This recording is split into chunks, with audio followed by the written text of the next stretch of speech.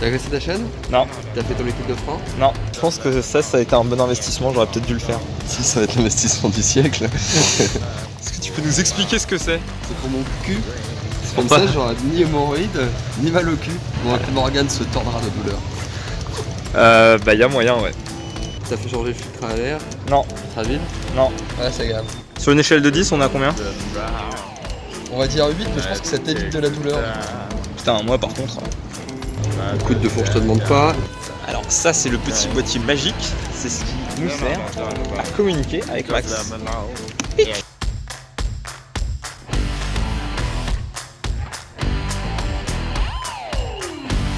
T'as fait réaliser ta moto une fois?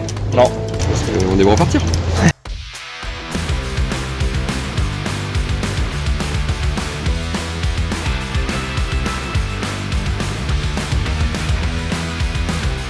Alors, tentative d'essai de confort, mettre un sac de couchage comme coussin sous ses fesses.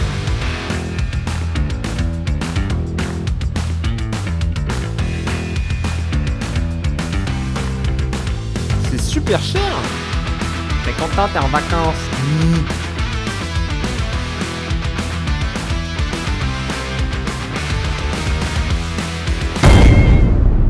J'ai le cul qui va exploser là, ça y est. Toi, ça va bien ton petit coussin là? Bonjour, je m'appelle Maxime, j'ai 32 ans. N'importe quoi, j'ai pas 32 ans, faux. Je m'appelle Morgane, j'ai 30 ans, j'habite à Paris, je suis réalisateur. Bonjour, je m'appelle Maxime, j'ai 30 ans et donc du coup, je suis en voyage avec Morgane pour aller en moto en Inde. Je travaille dans le domaine des fusions-acquisitions, c'est-à-dire qu'en substance, on achète des entreprises pour les intégrer dans une autre entreprise qui est plus grosse. Je voyage beaucoup. Beaucoup. Mais beaucoup. J'ai décidé de partir en voyage il y a à peu près 8 mois. Partir en voyage sur le long cours, pas uniquement faire du tourisme, 2 semaines par-ci, 2 semaines par-là. J'ai envie de le faire sans doute parce que Morgane m'en a sans doute donné un peu envie, mais pas seulement, je pense que j'ai envie depuis longtemps aussi. Pendant que j'étais en Amérique du Sud, Maxime m'appelle, il me dit qu'il veut faire un gros voyage, un gros trip en moto. Ce qui se passe, c'est qu'en Amérique du Sud, j'avais perdu mon écharpe. Une écharpe que j'aime beaucoup. Économiser la batterie. C'est-à-dire que cette écharpe, quand même, elle a dû faire peut-être plus de 50 pays. Cette écharpe, c'est l'écharpe que j'avais achetée en Inde il y a très longtemps, à Rishikesh. Rishikesh en Inde. Et c'est comme ça qu'avec Max, on est parti pour un périple de 20 000 km. Le but final, retrouver la même écharpe dans le même village de bref, en Inde. Après avoir quitté Paris, on traverse l'Allemagne, direction le sud, pour rejoindre la Méditerranée. Il nous faut 4 jours de route pour dépasser les Alpes et arriver dans un petit pays, pas très connu, pas très touristique, mais que j'adore. La Slovénie.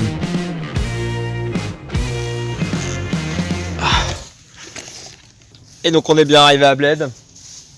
Maxime, cet homme des bois, va nous allumer un petit feu. Hôtel pour la nuit. Et ce soir on va faire du 1 million d'étoiles. C'est même Booking, il a pas autant. Et donc demain, nous pourrons visiter la petite ville de Bled.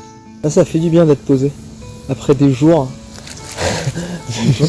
Moi, ça me fait plaisir d'être enfin posé. Après des jours à juste rouler comme un con. Ouais, ça va, on a. Ah, moi j'ai mal au cul. Ça va être les vacances les plus longues de ma vie depuis 1000 ans. Depuis quasiment toujours en fait. Peut-être que je vais avoir un phénomène de décompensation, Morgane, hein. Faut que tu fasses gaffe. C'est vrai que c'est nul d'être enfant. T'as que 2 mois de vacances, je pourrais pas moi. Non, c'est quand même dit qu'il y a une différence entre voyage et vacances. C'est vrai, je dis ça moi.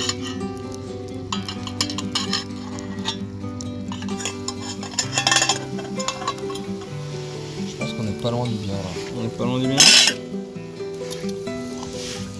On va mettre ça directement. Ah, déjà. Je pense que c'est où qu'on va manger le mieux. Je pense qu'au Pakistan ça va être fou. L'Inde aussi, je pense que ça va être bien. Ouais, en Inde, c'est bon. En vrai, je pense qu'il n'y a aucune bouffe que j'aime pas. À part la bouffe anglaise de merde. Ça compte pas comme de la bouffe.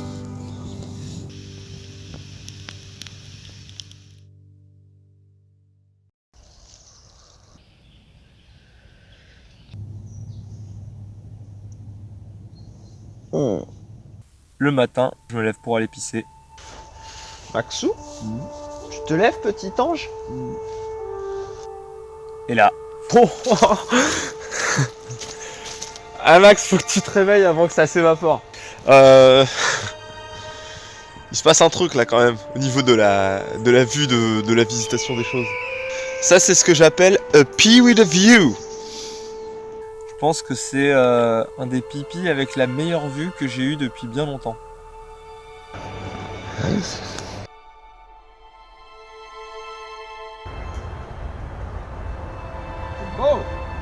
Ouais, papier toilette.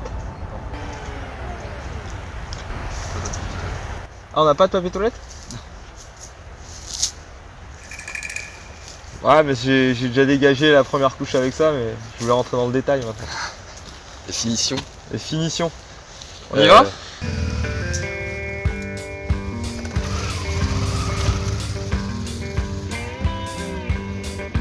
Les routes slovènes, on est trop bien dessus. C'est que des petits virages, c'est incroyable, ça traverse que des petits villages qui sont trop mignons. Les villages, je sais pas, t'as l'impression d'être dans des villages de lutins. Il y a des rondins de bois tout du long, enfin c'est des aciéries, mais à l'ancienne quoi, on n'est pas du tout dans l'industrialisé. La Slovénie, c'est un pays qui est extrêmement vert, qui à mon avis assez peu peuplé. L'intérêt de la Slovénie, c'est vraiment les parcs naturels qu'il y a. On est allé dans 2 parcs qui sont au bord de 2 lacs, avec de Bled et de Borinj. Eh attends, en vrai il y a des pommes là. Petite pomme slovène. On termine nos pommes et on va au lac de Borinj. Je crois qu'on a un gros emploi du temps. Non, sinon vous ça bosse à Paris? Pas trop scénario. On a fait une halte pour manger. Et ça c'est le dessert de la région. C'est vraiment ça. Ça s'appelle comment ça déjà? Ça s'appelle du Jibaneka. Mais est-ce que c'est bon ça, ce que tu manges là? De 1 à 10, je le mettrais. Alors, je mettrais plus 2 parce que c'est la découverte. Donc, du coup, je mettrais 2. C'est pas bon. C'est pas bon. C'est pas bon. Je mets un peu de sucre, un peu de beurre, pâte feuilletée, un peu de noix, du poppy, beaucoup de poppy que tu as fait torréfier avant. Tu l'enfermes, sucre glace, four, chantilly. T'as ton Jelinka. Jelinka! Regarde. Oui. C'est ce que c'est, ça? C'est une onda. Non. C'est 2 petits pitonios qui sortent. Alors là. En vrai, si tu sais pas, tu vas avoir du mal à deviner. C'est bon, c'est pas trop grave. Vas-y. Normalement, c'est censé faire passer de l'air dedans et c'est des sifflets qui font peur aux animaux sauvages. Je l'ai moi sur la mienne? Mais je ne l'ai pas. Mec, tu vas te faire dévorer par les bêtes sauvages. Je cours un danger. Mais il faut que tu roules devant du coup. Bah bien sûr. Eh oui, sinon c'est trop dangereux pour moi. Après pas loin d'une semaine, on a parcouru déjà 1500 bornes. On quitte le majestueux lac de Borinj pour rejoindre les températures plus clémentes de la Méditerranée. La Croatie, c'est là. Du coup, c'est ta première fois en Croatie? Oui, c'est la première fois en Croatie. On arrive donc à la frontière croate. La Croatie, c'est ce pays assez particulier, où tu dois montrer ton passeport à l'entrée, mais où tu n'as pas besoin de retirer ton casque. J'aurais pu être n'importe qui. On est en Croatie!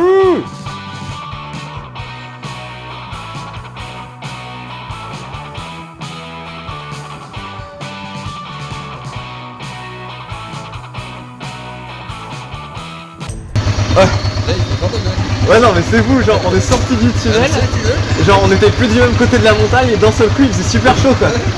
Ouais, on se caillait les meules, on a passé un tunnel et d'un seul coup, ça y fait chaud. Sauf qu'avec la chaleur, on a le vent. En fait là il y a l'air marin, on est plus très loin de la mer. Tu regardes c'est quoi la parité de la Kuna? Exactement, c'est exactement ce que je suis en train de faire. Je te connais bien. Ça fait 0,13. Ça fait 1,30 le litre, donc c'est pareil que moi, c'est déjà bon. C'est pas très cher hein? La Croatie, c'est l'exact opposé de la Slovénie.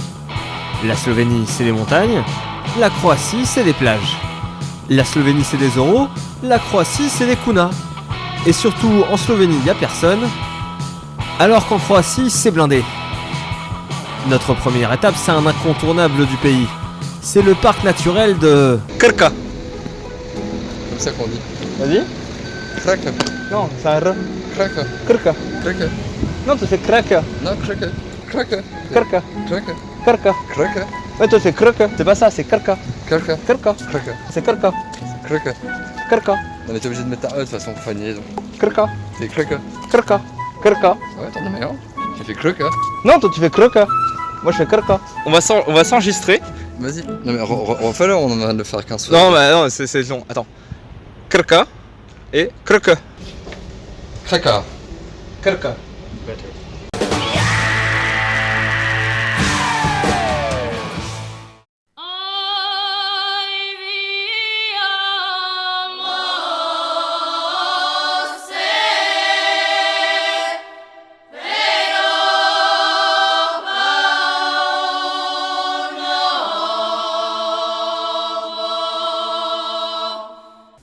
Ouais, j'ai jamais spécialement kiffé la Croatie.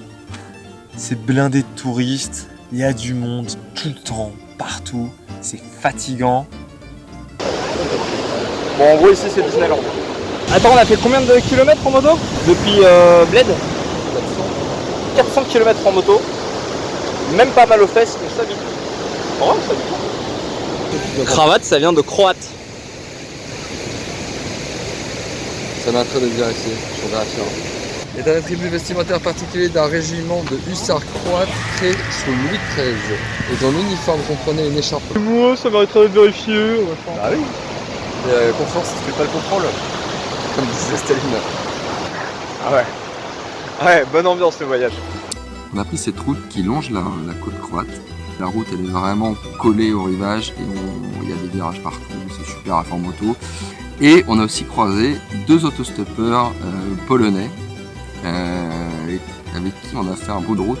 Bon, je veux dire l'installation sur les motos c'est pas pratique qu'on a deux gros sacs de randonnée à coller sur des valises qui sont déjà chargées. On a réussi à les mettre dessus quand même. C'est des petits jauneaux, ils ont la vingtaine, c'est un peu leur premier voyage, puisqu'en Grèce en stop. La Grèce, nous, c'est juste la fin du début en fait. Notre voyage, il commence après la Grèce.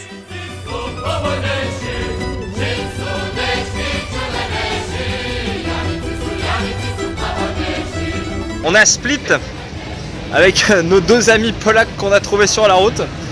Alors Maxime, ce palais, c'est le palais de Dicloède. Voilà, c'est le palais dicloétien. Alors dicloétien, pour comprendre, c'était un mec qui avait tellement de caillasse, de blé, avoine, oseille, pesos, dinars, Thune. maille, Non, j'aurais plus là. pas d'argent quoi. Ouais. Il était fortuné. En fait, le mec avait tellement de thunes qu'il s'est carrément fait venir des sphinx d'Égypte. Et à sa mort, truc de ouf, c'est que son palais était tellement gigantesque que des zadistes sont venus, malgré la présence des CRS locaux, et ils ont squatté et ça a fondé la ville de Split. Donc voilà, ça c'était l'instant culture, tu vois. Voilà, si ça t'emmerde, tu me le dis, hein. Moi j'essaie un peu de dropper comme ça de l'information. Alors verdict, c'est comment le coin d'ici?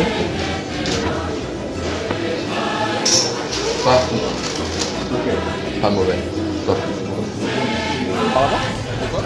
C'est là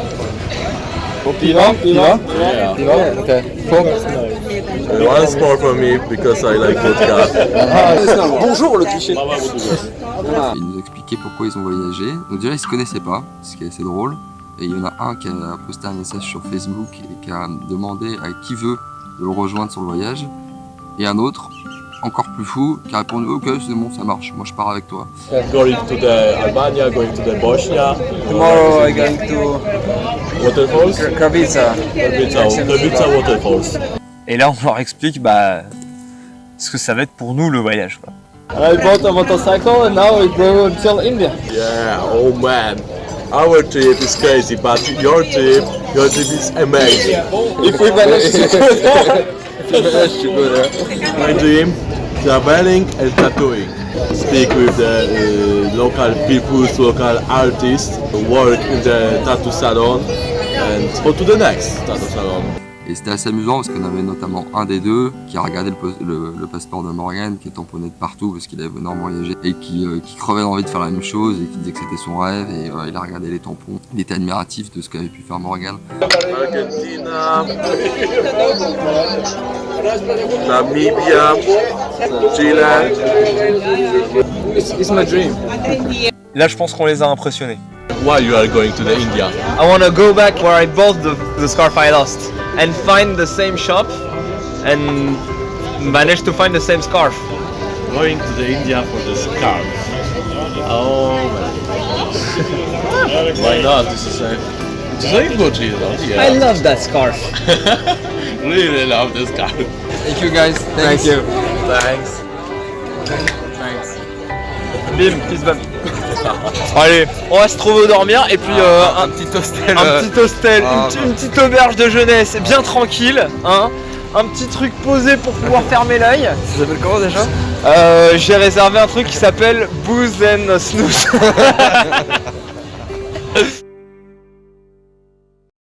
On a bien dormi dans le...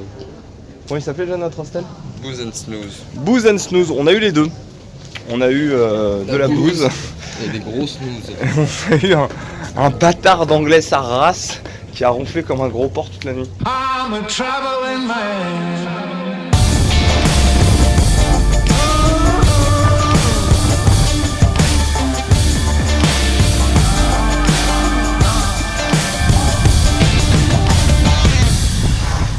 Et nous sommes à Dubrovnik, Sur les remparts de Dubrovnik. sur les remparts de Dubrovnik, appelé aussi King's Landing, Port-Réal en français, capitale du Westeros. Fun fact, ici ça a complètement été rasé et ils ont réparé. Avec de l'ardoise de Toulouse, de l'ardoise de la Ville Rose. Donc est-ce qu'on pourrait pas dire que cette ville c'est un peu la France quoi? Je pense qu'on peut le dire. Voilà, Ça me paraît légitime. ça me paraît légitime de dire aux Croates fermez vos gueules, ça c'est à nous. Allez, on quitte Dubrovnik, surnommé la Toulouse de l'Adriatique par moi. Direction les Balkans, le Monténégro, où on va faire notre première rencontre marquante.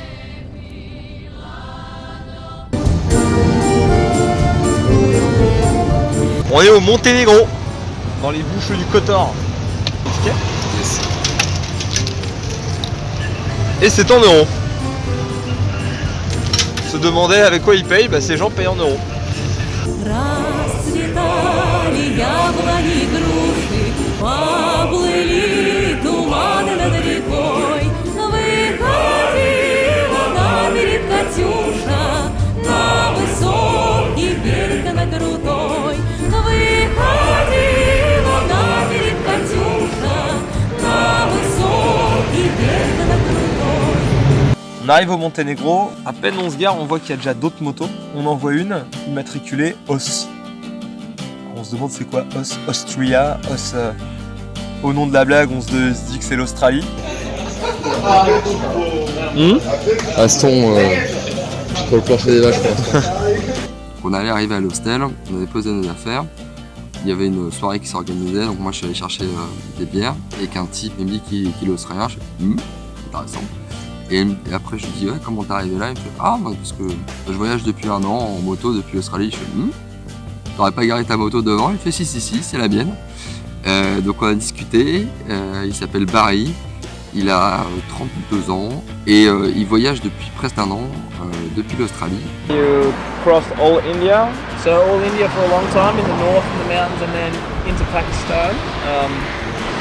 And then up the Karakum Highway, across China, into Kyrgyzstan, and then, Central Asia after that. C'est en gros, il est en train de faire toute la route que nous on est en train de faire, mais dans l'autre sens. When did that happen? Don't say, okay, I want to get my bag. Because I'm getting old. It's like now or never. So if I keep working at home and I get a girlfriend and buy a house and all this kind of stuff, you can't do this trip for a year. Yeah, I'm sure you're gonna be screwed. Yeah, exactly. Yeah. Exactly. Don't you miss home? A lot. I miss the surf a lot. Oh yeah? Yeah. No, I don't get homesick, but I just miss the beach. You miss surf, you don't miss home. Yeah, exactly. Okay. I was worried when I told my parents because I have a good job at home, and when I told my mum, she was like, Oh my god. And I tell my dad, he was awesome. He said, "But that's awesome, Barry. Life's for living, not for working." I was like, "Oh, thank you, Dad." I was like, "That's so good." Yeah. But do you think you really can go back to your job when you're done to be done? Not the same amount. I think I'll be working less when I get back. Maybe I'll try to spend less money and maybe work 3 or 4 days a week instead of 5. Is my plan anyway. Et ce qui était assez amusant, c'est qu'il était un petit peu à peu près dans le même état d'esprit que moi. À savoir qu'il disait qu'il avait 32 ans, que s'il voyageait pas maintenant, il y avait peu de chances qu'il le fasse après. Il va falloir qu'il se marie, qu'il trouve une maison, qu'il ait un job plus stable, etc. Et donc du coup, il a décidé de voyager maintenant. We'd have a communicator. We can speak to each other with our in our helmet. Yeah. What are you doing when you're driving like for hours and hours and hours? Lots of thinking. Yeah, that's about the stupidest stuff sometimes as well. I haven't solved any of the world's problems anyway. No, not yet. No. Not yet. Maybe Maybe yours. Maybe your problem. Un nouveau matin se lève sur les Bouches du Kotor. Barry nous a donné plein de conseils pour éviter les galères aux frontières et pour choisir le meilleur itinéraire. Notre plan de base, c'était de passer par la Macédoine et de rentrer en Grèce par le nord, pour ensuite aller en Turquie et continuer. Barry, lui, nous a dit de traverser l'Albanie et d'aller dans le parc des Météores, dans le centre de la Grèce. Bon, ça nous fait 2 jours de détour. Du coup, on a suivi son conseil, sans même regarder une seule photo.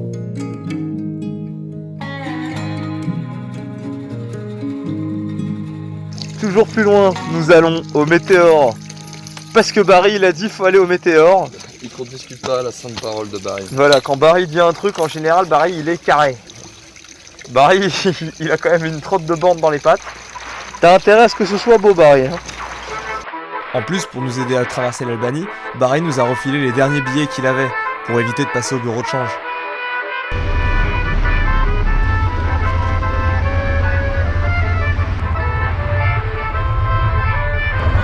Bon, la première chose qu'on peut dire sur l'Albanie, c'est que les gens sont gros.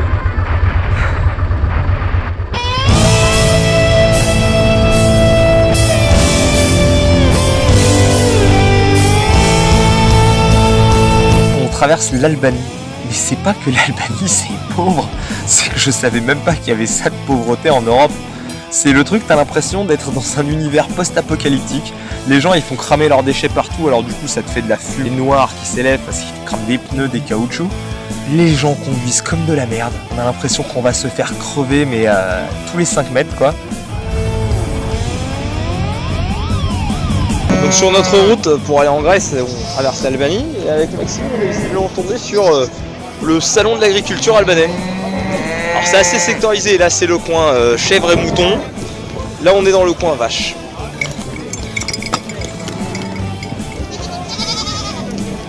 Tu cherches le stand fruits et légumes? C'est très pito. Bah là je sais pas, apparemment il leur touche le cul pour savoir s'il faut les acheter ou pas. Ah lui il a fait une bonne OPA sur le mouton là. T'as acheté quoi toi? Hein 3 ânes jusqu'à maintenant. 3 ânes? 2 €. Toi c'est une bonne affaire. Ouais ça va. Mais Allez, ils sont sympas mes copains albanais, ils m'ont offert une bière. Ah bon on s'enquille à l'Amstel à 10h30 du matin. Non, il est pas sponsor là. Oh bah ça va. ça reste un pays musulman. Je retire ce que j'ai dit, l'Albanie. Tu es cool. Albania ou France? Albania ou France? Dis Albania, dis Albania. Albania. Attends, on est pas con. Ah, mais le parche. Le parche, nickel. 11h du mat, à jeun, 2 bières dans le bis. Quel est le taux de change de la monnaie albanaise? Sachant que j'ai 5000 unités de cette monnaie. Ça s'appelle le lek. Déjà. 1 €, ça fait 125 lek.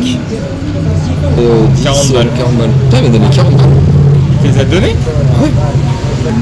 Bah, c'est notre gars sûr ou c'est pas notre gars sûr? Il t'a donné 40 balles. Bah ouais. On a trouvé une espèce d'endroit en bord de route. Un camping en bord de lac. On demande combien ça coûte. Le mec il dit gratuit. How you say thank you? Faleminde.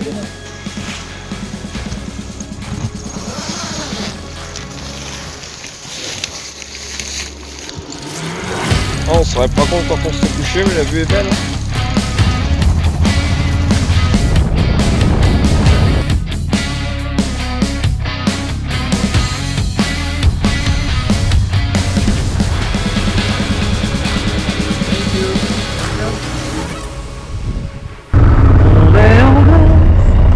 On va manger des kebabs.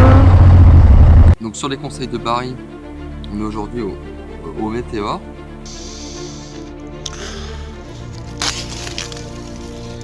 Ça c'est la vue au réveil.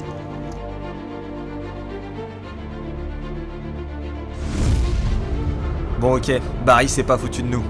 Les météores sont clairement l'endroit le plus dingue qu'on ait vu pour l'instant. Bravo Barry, tu nous avais pas menti. Demain, on va les explorer.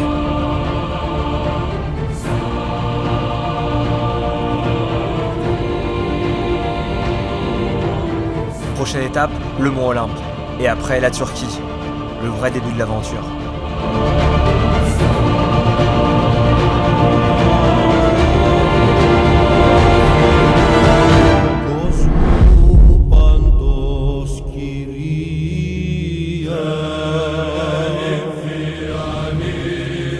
On est au Météor. C'est incroyable. Genre la lumière est juste folle. En fait, c'est canon. Genre, le détour de Barry valait vraiment le coup. Merci, Barry. Non, ils sont pas foutus de notre gueule là. Hein. Les Grecs, ils sont forts en 3 trucs. Ils sont forts en feta, en dette et en cailloux. C'est leurs 3 points d'ancrage. Et puis ils arrivent à sublimer le caillou en mettant des petites maisons au-dessus. C'est vrai, c'est joli ça. Il y a des maisons sur les cailloux. C'est genre ce concept d'avoir des putains de monastères sur des cailloux, c'est juste du génie. J'ai jamais douté de Barry, mais l'amitié n'enlève pas le doute. Non, c'est la confiance et je suis pas le contrôle. Ça fait 272 hectares. Bon, Météor, formation géologique, nord de la Grèce, vallée du Péné, sommet de la falaise, voilà. Site pour voilà, on s'en fout. Ah ouais, d'accord, putain. Eh bien, c'était la caution culturelle de Maxime. Vers 1920, des escaliers pour monter. Et ils montaient comment avant? Parce que là, nous sommes sur des escaliers. Hein. Ça, auparavant, on montait dans de grands paniers suspendus à des poulies et manœuvrait à l'aide de contrepoids. Au cinéma, une scène mythique du film franco-belge Tintin et le mystère de la toison d'or. Il était infect ce film. Tourné au Météor. D'accord, et alors monsieur, il y a le nom du réalisateur? Jacques Dierne. Ton film il est tout pourri. Non, Jacques Dierne. Voilà. Et il y a un James Bond qui a été tourné ici aussi. Ah lequel? Rien que pour vos yeux. Je suis en plus sûr. Donc ça là c'est le monastère des Météors. Maintenant la question à 150 000 $, Marianne. Comment est-ce qu'ils ont fait pour monter les pierres là-haut? Bah ils ont pas fait avec les câbles et les poulies comme t'avais dit? Ils ont monté les pierres, mais j'imagine que c'est comme ça qu'ils ont fait. Bah en vrai, moi j'ai une autre question. Quelle est ton autre question? Bah dans un coin reculé comme ça, comment ils ont fait pour remonter les enfants pour les enculer là?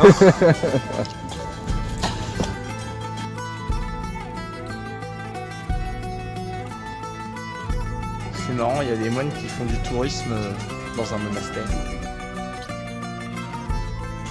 Un peu comme si un ingénieur faisait du tourisme sur un pont.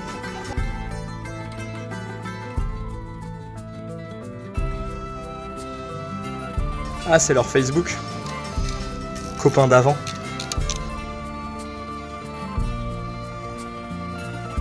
Et nous allons vers l'infini et l'au-delà. Non, bon là. C'est vrai ça. Vers le Mont Olympe un peu.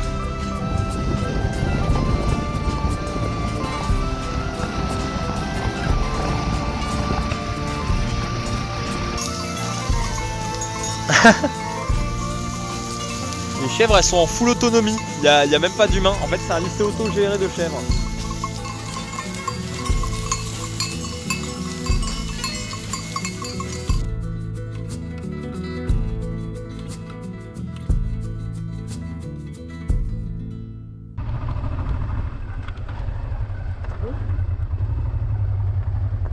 On est en Grèce. Voilà. Là, il y a Maxime. Là, il y a la moto de Maxime. Là, il y a ma moto. Et là-haut, c'est le Mont Olympe. C'est quand même la demeure des dieux. Hein, donc, il y a tous les dieux. Ils sont tous là. Il y a Zeus. Big up Athéna. Héphaïstos. Dionysos, hein. Toujours. Hein. J'avais le dernier, hein, celui-là. Hein. Hercule, il est au Olympe, t'es sûr? Ouais, à la fin, il a le droit. Il a fait les 12 travaux. J'ai vu ça dans Astérix et les 12 travaux. Alors, petit problème, mes bâtons, cela fait des mois qu'ils n'ont pas servi.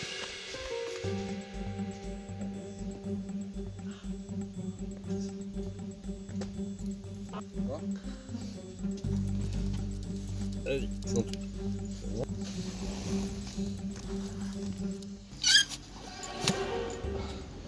Eh ben, on a bien tiré. Here's some Milo. C'était pas très dur comme ascension. Alors sauf que Morgan s'est explosé le pied dans la montée. Il a dû en chier assez vénère. Un pas, une douleur. Un pas, une douleur. Il a pas trop ronchonné. Grosse déception du Mont Olympe. Là, je trouve ça moche. Tu marches en forêt. Alors la forêt, elle est jolie parce qu'on a les couleurs d'automne. Mais après, du reste... Écoutons que son courage. Après avoir écumé les 5 continents, était à son dernier défi. Monter le Mont Olympe. Dernier défi. Bah c'est bon, j'essaie de mettre un peu d'émotion. Ah ouais, putain, mon dernier défi, merci, j'ai 30 ans.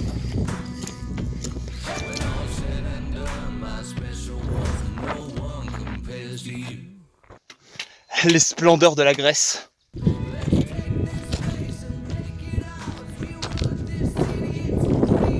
T'as vu comment c'est joli comme tout? Il a chier. Rien. 50 Shades of Grey. Il faisait griller, il y avait que dalle. What's your name, guys, actually? Leon. Au sommet du Mont Olympe, on tombe sur un Allemand et un Espagnol. Des mecs qui se sont rencontrés à Athènes et qui font la route ensemble aussi. Dionysus, Zeus, Athena and Apollo. Il est habillé en scout, mais genre du pied à la tête en scout. Ouais, il avait l'écharpe de scout, ses chaussettes qui remontaient là. Il ressemblait à un bavarois scout, ce qu'il était d'ailleurs, bavarois scout. Yeah, I'm going to Turkey and Georgia and then I want to go through Russia to Alaska. Where does that idea come from?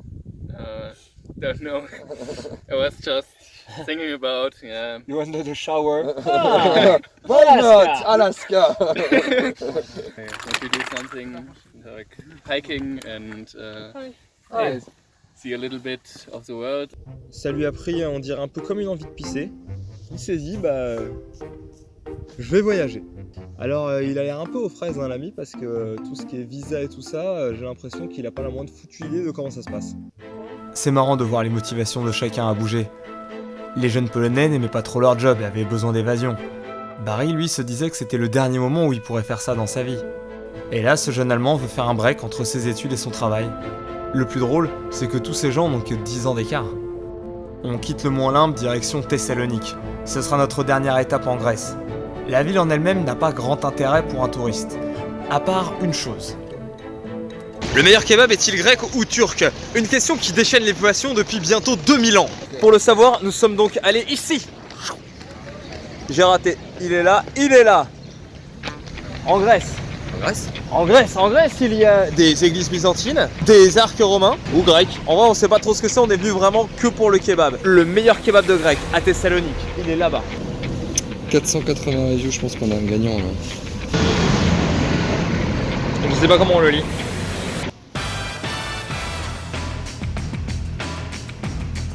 Je pense que nous sommes chez des professionnels.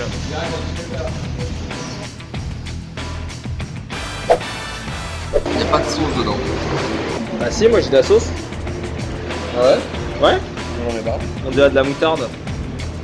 Ouais, pas l'habitude de manger de la moutarde avec mon kebab. C'est chelou. Chelou? En fait, la viande est même super bonne. Pourquoi ils utilisent de la moutarde américaine et du ketchup? Pour faire américain. Si on devait lui donner une note. Le pain croustille pas de fou. Les frites sont bonnes, la viande est incroyable. Mais cette sauce, c'est pas possible. 10,5. 13. Mais sur un français, c'est bien. Oh non, quand même, j'aurais mis un 7,5 quoi. Bon, la viande est ouf. Après notre expérience culinaire plutôt mitigée, on se dirige vers la frontière turque, voir si les kebabs sont plus verts chez le voisin. Ce qui les rendrait dégueulasses en fait. India. India. What is this India? What there is in India? Indians. C'était l'Europe, mon gars. L'aventure commence. Istanbul. Notre voyage vers l'Orient démarre enfin. Istanbul sera notre porte d'entrée vers l'Asie et vers un monde complètement différent.